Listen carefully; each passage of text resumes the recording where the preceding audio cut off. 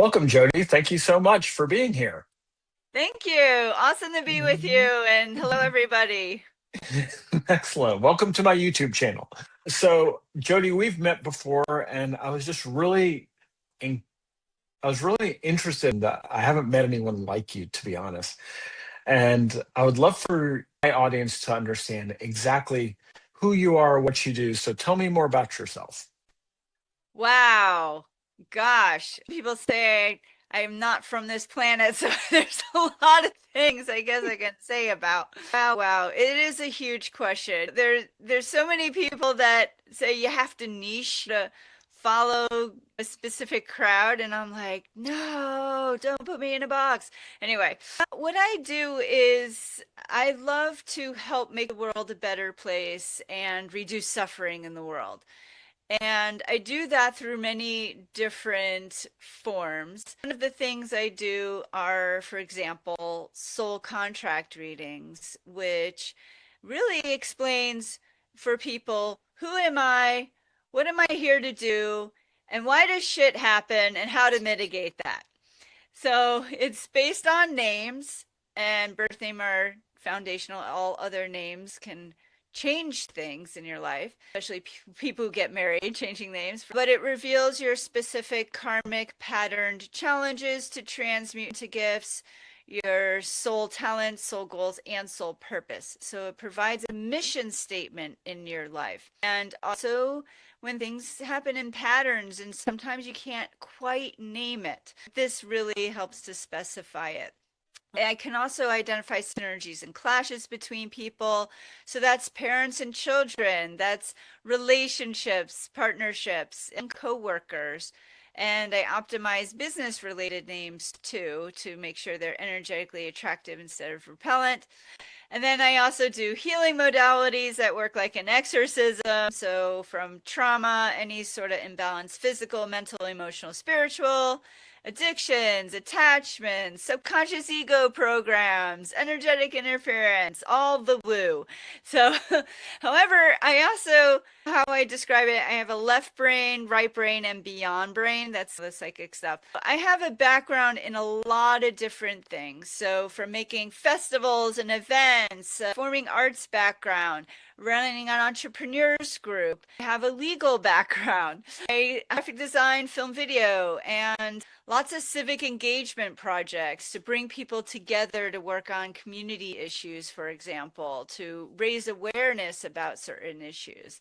So anyway, there's a lot of there, and even health issues, physical health issues. I have some clients where I'm able to heal them within a session. Or that's something that just comes on or in chronic. Anyway, just a lot of, and it's really all about making the world a better place. My tagline is creating a happier, healthier, more sustainable world. As a creative catalyst and synergizer of people, ideas, and opportunities, I just love bringing people together to what they're here to do and create a positive ripple effect in the world. Yeah, I love all of that because it speaks to my left brain, right brain, all of it, because you have such an interesting, diverse background between the legal and the arts, right? And the soul contract. And what really intrigues me here is like, I find that as we get older spiritually and stuff like that, I'm finding more and more ways of dealing with trauma, of dealing with in your 20s, you don't have gut intuition because you don't have a gut, right? Or maybe they do. It's just Or they maybe they feed do, it but different things that may not be in right. their best interest. Right. But so I love your background and how much you've done, especially around civic engagement. That lights me up. I love that too. But what would you say to someone who says, oh, soul contract? And she spoke to, I was with her with part of what she was saying, but then she got a little too woo-woo for me and she got a little too out there. And I'm like, a soul contract? That sounds like something out of Thanos and stuff like that. It sounds a little it's it's it may be too woo-woo for people. So what would you say to that person who's, yeah, that, how I about that? I so love this question because I get asked it. Okay, I can approach this from different ways. All right. So how many people know that they have hidden things holding them back, but they can't name it. There's always this other thing, there's bigger things out there that you don't know. And if you keep an open mind, this is one angle, okay? So if you keep an Okay. open mind, you'll start to experience things that will make life easier, more clear, will get you more confident and in your flow, whatever that flow is. Now, here's another angle how I approach this. I have clients all over the place. For example, I had a guy running for mayor work with me. Now he's more left brain, though he does believe in, he has some sense of spirituality, and I can work with atheists too, or all of that. But here's just another example. So he wanted a slogan for his campaign that would be energetically attractive. And he's not woo woo very much, but he saw that I can provide a perspective that he couldn't get elsewhere. And it was really amazing. As soon as he started to work with me, he decided not to run for mayor because found out he would hate the job anyway if things can be done his way. Okay.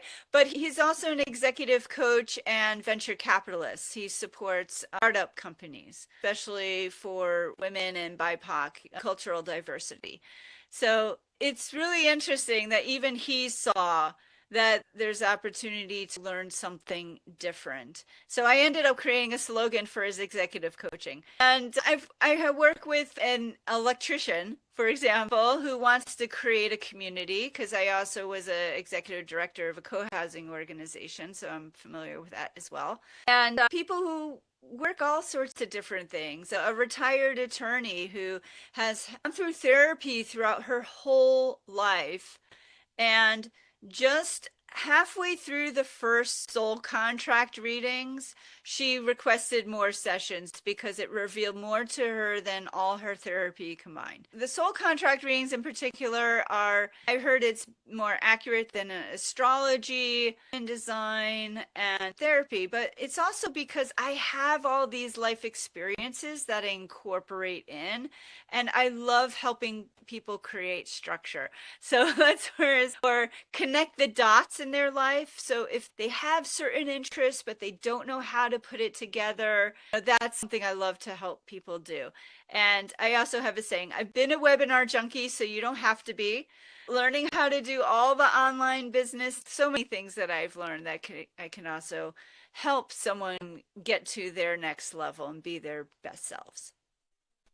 Yeah, so I love the different clients that you've had, and they were not woo, they were not into it, but like halfway during the session or to order more sessions. And for a lot of us, especially my age, we probably have been through some sort of therapy at some point in our lives. And I love therapy. I'm in therapy now, right? But it's a very slow way of doing it. I found is that I don't get insights, and not that it's not helpful. It's very cathartic to vent to somebody, right? But this sounds like a faster approach than therapy, and a more revealing, because we all have felt that need for, oh, what's wrong with me, or where am I broken, or something along those lines of I should be better than I am, and they don't, and don't know what to do with it. Or I see some people who's just, I'm sure you've run into these people where drama just consumes them no matter where they go, right? If something bad is going to happen, it's going to happen to them. Right? Yes, yes, And I'm just like, why does this always happen to this person? I'm like, it's the energy that they're giving out, and they're not aligned with something. absolutely. So it's a lot of about alignment, about like, is there something internal within us that we know when we're aligned and when we're not aligned. We have spidey sense on that, especially as we get older, we get better at that, right?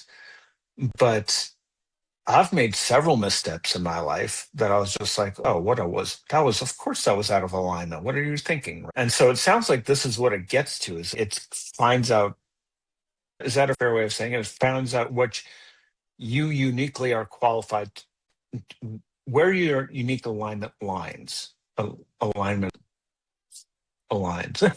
Yes. Oh, completely. Yes. This Yeah. is all about soul alignment and also other processes to raise your vibration because you're going to be attracting shit if you're shitty vibration, right? Yeah, this is definitely a more quicker and exponential improvement on health, wealth, relationships, soul aligned impact.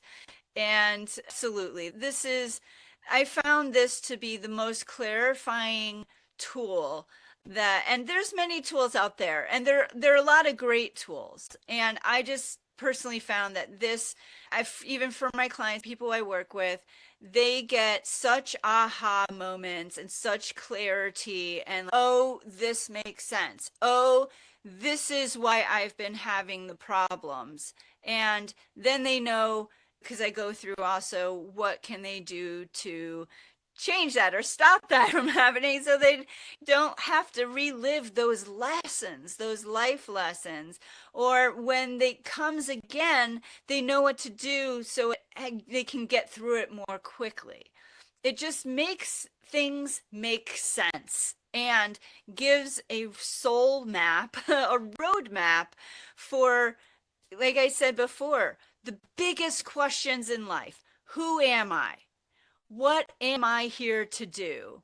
And how to stop the bad stuff from happening. Now, bad stuff does happen. We're human. We are here on this earth plane to evolve in our personal lives. And make the best out of all of what we're here to do. And I have this saying, you can have the best life goals and best business plan in the world, but it will be harder to implement if your traumas, dramas, fears, and lack of soul alignment keep holding you back. So that's that in a nutshell. So how do you like, so are you resolving the trauma or how does that work? Tell me more. Right. Okay. So the divine healing modality is also part of this because that works kind of like an exorcism to remove the effects. Now, you can't change your past. Your past happened. It's a fact. It's the truth. However, you can change your response to it. You can change how you create your life moving forward from it. You could also leverage it. That's a different energetic. Okay, that happened. What are the lessons I learned from it? How can I help others to not have to go through it or get through it more quickly or less negative impact in their lives? So the trauma experience doesn't go away. However, it is your relationship to it. When you are in a higher vibration frequency, life happens in a way that more positive things do come to you and it makes the trauma less relevant in your life.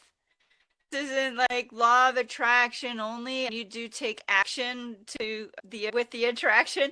However, for example, when I'm in that good positive space, I get prizes. For example, that's life's affirmation. Like I get prizes. Like spin the wheel and it lands on my name, or people want to give me things. And it's not like I'm just raising my vibration because I want things. That's the ego mind, right? I'm talking about a beingness, a certain way of being, how you think about things, how you feel about things, how you just are and walk in life, how you hold yourself. When you get into that positive, all the positive aspects of your soul contract chart or charts, because all your other names have influence, like people who get married wonder why energies shift during a marriage. Oh, I can tell you why. But anyway, how you walk in life, just be, and where your attention goes. When your attention goes on what you know your soul purpose is, you're you have more clearly defined yeses and nos.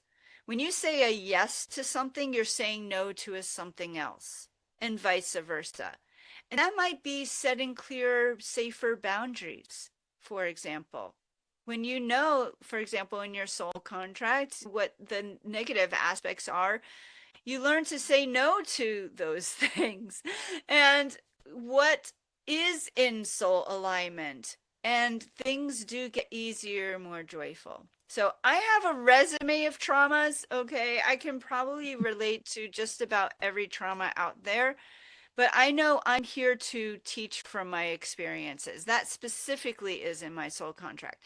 Now, some soul contracts are more challenging than others. I read people who have such a soul alignment. They have energies in their talent areas that can help to transmute the negative aspects of their karma way easier than other people. And some have really hard karmic challenges, and that's where I often recommend name changes.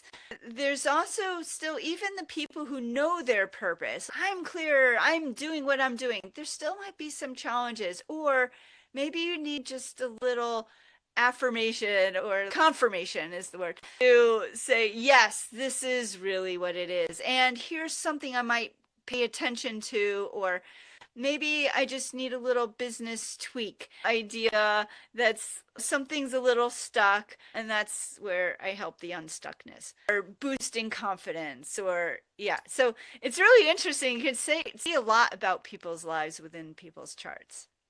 And does it make a difference? I talk to a lot of parents, usually around my age, Gen X, who have their own traumas and stuff Yes. like that. And I know it reverberates on their kids, Yes. right? And then there's the kids, the emerging adults, let's say, in their 20s and trying to figure themselves out. Yes. So, what I teach is the parents have a ripple effect on the Mhm. kid, Absolutely. right? And you've seen that, right? Yes, I've worked with children, and a woman with, for example, forced parents, and the mother wanted to help the kids because the kids were suffering through that divorce and had some things locked up. And also, the kids didn't quite know what they're here to do. And it was interesting how the kids' charts had some relationship too. And they also had some differences, of course, and I could really see the patterns of the parents and the children of what was going on. And doing the soul contract readings did help to clarify what is really at the core issue of the pain and the trauma. Because on the surface level, there's divorce. Okay, there's that separation process, there's the anxieties of what's going to happen, but there's some themes underneath it, and some patterns that are in relationship between the parents and the children. Now, parents often have children to learn these lessons for themselves as well. Some, for example, there might be a number and symbol in the charts, because it's not just numbers. And then the numbers do not relate to normal numerology. It's completely different. But there's some parents that have oops children. I didn't expect to have children, because they're here to learn how to share and learn how to trust in their spiritual journey, or trust in themselves, like trust issues and the sharing issues, learn how to share more of themselves. That's just one example of why some people have children. Sometimes having children also become part of their life purpose. Like in the example of that one mother who wanted through that divorce, and the children is her sense of purpose. But what of that? What is in that sense of purpose? There's all these deeper reasons, and until I see a chart, then I see what's really going on. But it's, yeah, everybody has their unique chart, and everybody, even if there's, because it's based on names, even if there's many John and Jane Smiths out there, it still depends on the choices you make throughout your life, and how deep you are in those patterns and not moving through those negative, transmuting those negative aspects into positive. So there's a lot of caveats there. Yeah. Yeah, I see a lot of parents, they have kids for different reasons. Oh, yeah. One to pass on a legacy that's really important to them. Well, is somebody just to make them feel like a kid again. There's all these different reasons why that, and that must reverberate on the kid. They must feel that in some way. Or I know some people who were in a really bad path, doing going to jail, all that sort of stuff, Yeah. bad checks, and then they had a kid and they just turned it around, right? Like a 180. And yeah, it's really interesting to think about. So what do you find with these, like, have you worked with 20-year-olds and stuff like that and about what's going on with them? Do you see any trends there, or what do you see in those emerging adults? Because this is a very difficult time, much more difficult than when I grew up, or even to an extent when my parents grew up, right? Where you could work one job and do fine, right? Yeah. Yeah. and and then we were all latchkey kids as Gen X and just ignored, right? So Exactly. it must be very different in this generation. What are you seeing there? Yeah, so exactly. I worked with the 20-year-olds with the X too, but it's really interesting, and every kid is different. And one of them I worked with was a little spectrum. That could be another issue of how a kid can function in the world and with learning challenges. The learning challenges was in that one kid's chart, right? So how to work with that. And that was for him, he needed to create his own structure because other structures out in the world might not work with him, for example. And the other thing is, for example, that kid, he's very intelligent in some ways, right? And the thing that really was part of his soul purpose is about connecting more with people. And so a job that was more social was more in his flow than just working from home, for example. And he likes math. So teaching was also in his soul contract. So being a math tutor, for example, and also a social greeter at some kind of event place or something was in his flow, so that he was experimenting with things like that. The other daughter in that family, she ended up being a pharmacist. So they both had kind of math sciencey aspects to them, but yet she also had some creativity, I think it was, in her chart that she was suppressing. When people get into if people have these aspects that they're suppressing, then of course they're going to get into depression or other things, addictions. And some people have in their charts addiction in there as something to work through, and anger issues, for example. And creativity is one of the things that help to transmute that on the other side of anger or lack of focus or addiction is really finding themselves through creativity. Now there's other things, of course, but that's where each chart is so individual. But yeah, trauma, getting back to it, trauma can really, if parents have trauma, they pass it on. It could be generational, could be cultural trauma, and it's really up to all of us in to gather the strength and power within us to break those chains. And when we learn more about who we are and what we're here to do and follow those passions and know these other tips of, for example, nonviolent communication or other tools that can help. It's all about how can we evolve within ourselves and within our communities, and that could be our families. And honestly, sometimes if people are not willing to change or look at it, sometimes we have to let that go because ultimately it's up to them to make the choice of change. And you can't tell people always how to change. There's a saying, you can horse to water, you can't make it drink, and then teach how to fish, right? Instead of fish for them. We're all here to learn something and evolve. And if someone's not willing to evolve, that's really on them. And so your responsibility is to yourself first and foremost of how you evolve. And you can create safe space and conditions for your family members to evolve. But keep in mind also, your passion for what you want them to be might not be their passion.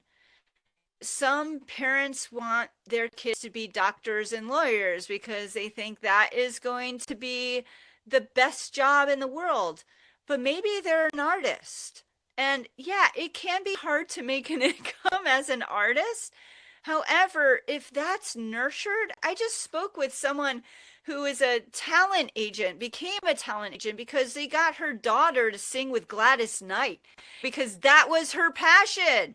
And she's a successful singer. And I have another friend who was in corporate and was miserable, some pharmaceuticals or something, and she became a jazz singer. And now she's a coach, also a life business coach as well. And she's thriving in that. So whatever you think we're talking probably here to both parents and children, so young adults.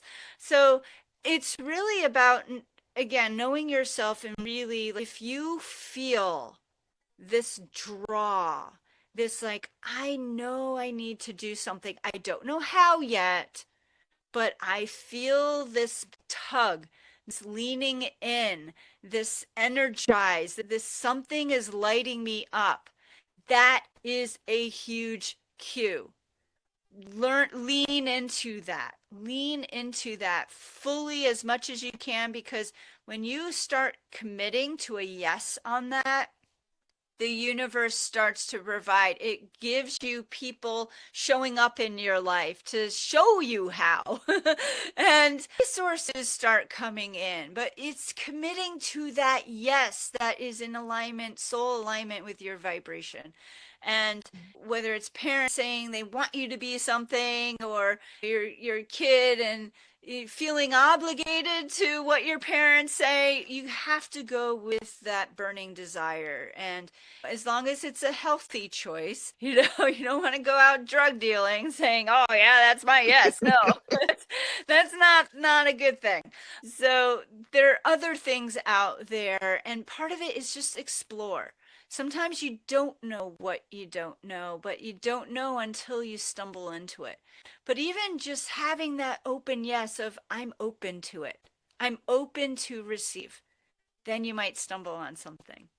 I love a lot of what you just said. And what resonated for me the most was I talk about messy action for the emerging adult, right? Because they've had a very structured environment through school, right? And then that structure goes away and they're like, what the hell do I do now?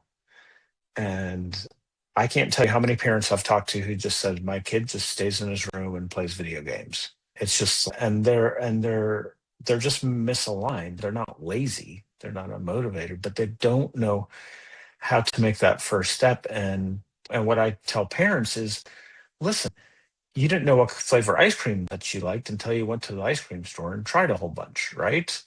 And you may not like mint chocolate chip, but you may like the brownie, or you may like the it's strawberry. I don't know what it is, but you have to taste it, right? But what it sounds like from your process is that, not that it's necessarily going to be like, oh, you need to go be a pilot, right? Or you need to go be a doctor. You can reduce the amount of choices, right? Is that a fair assessment of what you're doing? Because you're like, instead of 20,000 choices, let's get down to 8, right? Let's get Yeah. down to 5, because these are the things that are going to light you up. And you don't, and I can tell you that right now. And so you know that, so you can make better decisions. Is that fair? because you're taking the messy action and just condensing it into a short time period. Yes, yeah. Narrowing down choices is definitely helpful. And what I would start with is writing a list of skills and interests. And not all skills have your interests, okay? You might be able to do something, but you might not enjoy it. But maybe it's a stopgap where there's some clues in there as to why you got into it in the first place.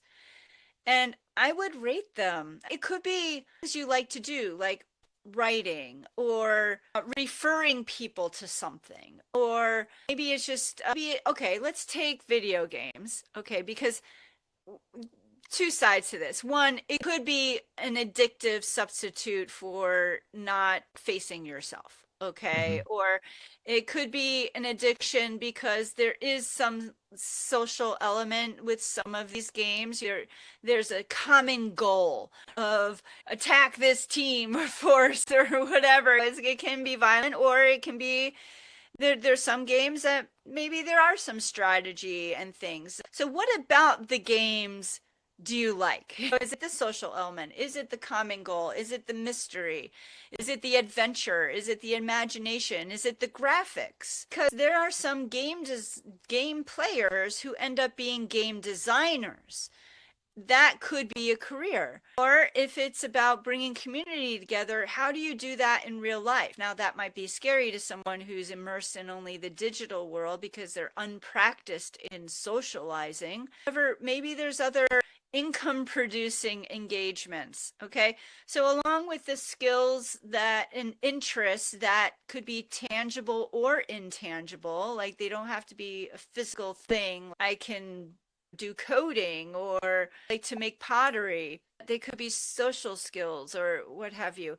When you list all of those together, take a look and see what dots they or what kind of careers. And you could use AI and plug it in. Let's do a brain dump and see what kind of career lists. And then you look through that list and see what lights you up most and what you're curious about learning. That's one technique outside of getting soul contract readings and working with me. That's something. Again, there's all those deeper hidden causes of what holds you back. So you could be interested in something and then you don't know how to maintain it. Maybe you don't know how to face a bully, for example, in the workplace. Those things will need to be worked through, but at least getting off the couch of doing gaming is like step one of there's a bigger world out there. And what is it about gaming that you're enjoying? Is it avoidance of something? Write that down. What are you avoiding?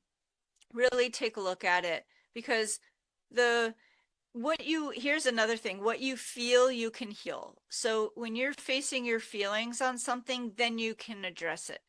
Otherwise, you're going to spend the rest of your life looking at a screen playing these games. And what then? Where's that's your life? And is that what you want to say your life is about? Or do you want to learn and grow and become something that you've maybe dreamed of or that you'd like to explore? Because otherwise, think about the people around you that who you're impacting. And it's one of those things of I know you don't know what you don't know perhaps, but there's so much more than video games. There's so much more out there than video games. Anyway, But there's a but lot to say about it. but for the soul contract, I went into the music industry because I was really passionate about it. And then I found out how political it was, and there were people way better at it than I was, right? Or I'd go into sales and I'm like, I just want to make money. And then I'd be like, oh, this is terrible, right? So I made a lot of mistakes, right? Things that felt good for a short time and then just fizzled out. But the soul contract would tell me that, right? It would in parts, and also my other life experiences too. For example, with you, just with those Uh, examples, okay, if you still have a passion in music, but the music industry is kind of cutthroat. You can still make music. You don't have to, you can make a song about the topics that you address just because you enjoy it. And people might get a kick out of it. I just met someone recently who is a financial planner but makes music about financial planning. Okay. And he's a stand-up comedian. Okay. So There talk you about go. different sides of the brain, right? Now that's inspiring. And now there's AI. You can use Suno, for example, to make music. But if you really want to not use AI, because I'm also very concerned about AI of agency and creative atrophy. Okay, you don't Hmm. want to give yourself to AI, but it can be a good tool, especially for market research Hmm. and taking a whole bunch of information and articulating it in a concise way. Those are good ways. Or creating images that you have in mind, but you don't have the skills to do it yourself. That's a way of using AI. Gamers, they like the graphics, obviously. Maybe you can create your own graphic for some other use. So many ways to use them. Anyway, that's what I would encourage you. Don't stop yourself from making music. That was your original. This isn't a perfect example, okay? You Right. have a skill, you have an interest, but the system is messed up. I would use the F word. I don't know. Is that okay? Can I Mhm. swear? Yeah, you can do that. Oh, Yeah. great. Okay, good. Because I like to, I have a crass mouth sometimes. Okay, so the system might be really fucked up. Okay, and political and divisive, like what's going on in our government right now. How do we find the core unifying commonness of you like and what you want to put out in the world and what is supportive out in the world? Where is there community that would be more supportive for your skills and interests? Right. So even though the standard industry might be messed up, still ways you can play music even locally and you can still get paid for it. You could, like I said, incorporate it into what you're doing now with your coaching, right? And still fun. And maybe it boosts what you're doing because, oh, wow, he's a cool guy. He's making music about this fun. So I want to work with him, right? You can make your roles. Exactly. So, what did it do for you, like when you had your soul contract read? What effect did it have on your life once you figured out, like, oh, eesh, I shouldn't have done. And now you realize all the mistakes because your soul Oh, contract was for, yeah. oh my gosh. Thanks for asking. Yeah, that was an eye opener.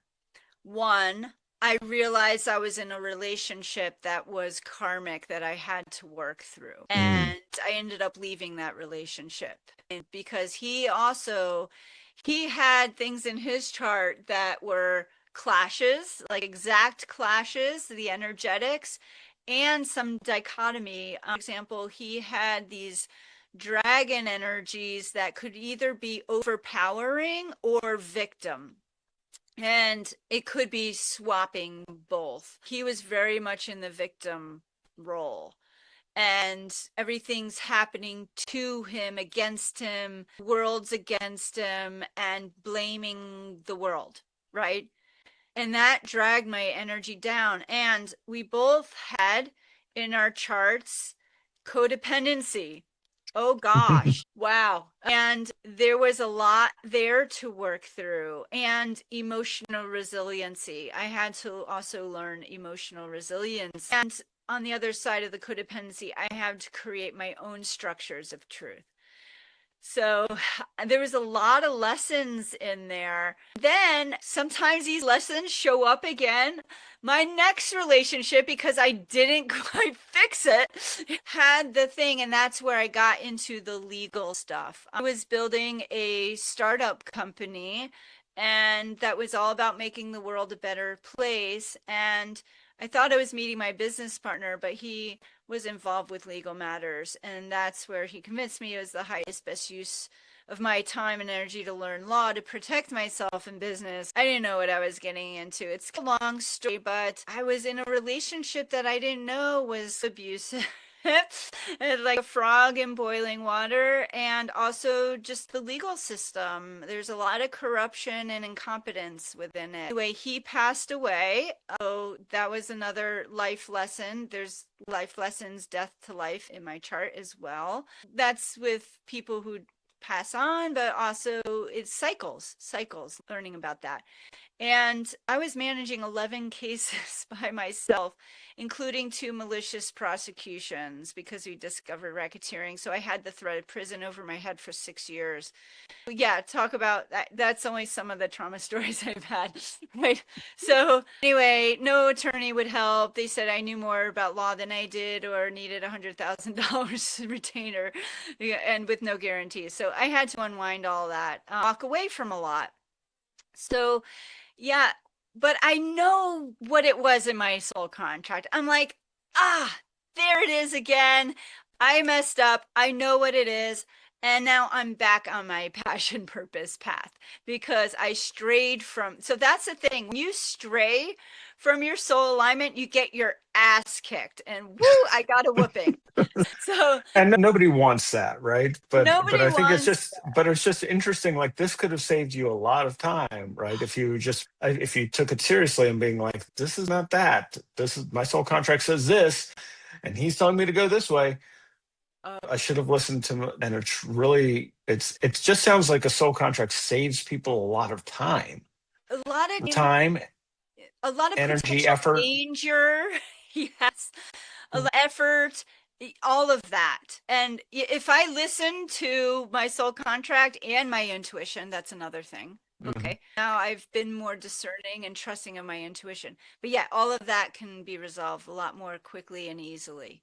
Absolutely. Then therapy or something like that, Yes. And Yeah. I think that there are pros to listing out your interests and stuff like that. But if those interests don't align with your soul contract, you're going to be it's like swimming against the tide. Right. Exactly. You're not going to be making much progress, or not for very long. You're going to get burnt out eventually. Yes. Right. Yeah. It's twofold, okay? Because there's that soul alignment of here's what I'm here to do. And if I get into the positive aspects of all my chart, it will become easier. Now, Hmm. we're always faced by challenges, okay? That's the news, people, okay? There's always going to Shocking. be, Challenge. okay? So there's always going to be change. There's always going to be things. People are going to come and go in your life. And that's the thing too. As you evolve, your friend network is going to change. And you may not like that, but it might be in your best interest because I lost 2 best friends through betrayals. But what betrayals are sometimes your own betrayals of yourself. So sometimes your friends are masks of your lessons. So even that can change. But the thing is that as you evolve, things do get easier and you can recognize trouble before it comes or as it's coming, and you know how to mitigate it. And that's the other thing, is having other tools to support you on your journey, to really release the effects of trauma, to work through that end of things, because the soul contract can tell you your soul map. Here Hmm. are your challenges, here's your talents, here's your goals that will make you feel fulfilled, and this is your soul purpose. But then you need the extra support to work through that, and having the skills. And like I mentioned, for example, nonviolent communication is a great tool, and Right. things like that. So there's other tools to help support you in that journey.